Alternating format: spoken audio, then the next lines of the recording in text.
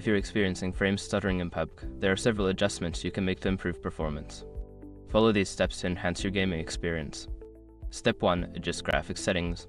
Lower the in-game graphics settings to reduce the load on your system. Set options like texture quality, shadows, and effects to low or medium. This can significantly improve frame rates. Step 2. Update drivers.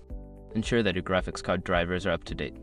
Visit the manufacturer's website, NVIDIA, AMD, or Intel to download and install the latest drivers, which can optimize performance and fix bugs.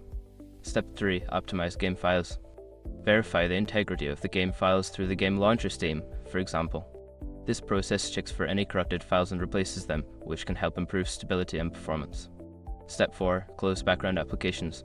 Before launching the game, close unnecessary applications running in the background. This frees up system resources, allowing PUBG to run more smoothly. Step 5. Adjust Windows settings. Change your Windows power settings to high performance and disable any unnecessary visual effects. This can help prioritize performance over aesthetics, leading to a smoother gaming experience. By following these steps, you should notice an improvement in your PUBG gameplay. Enjoy your enhanced gaming experience.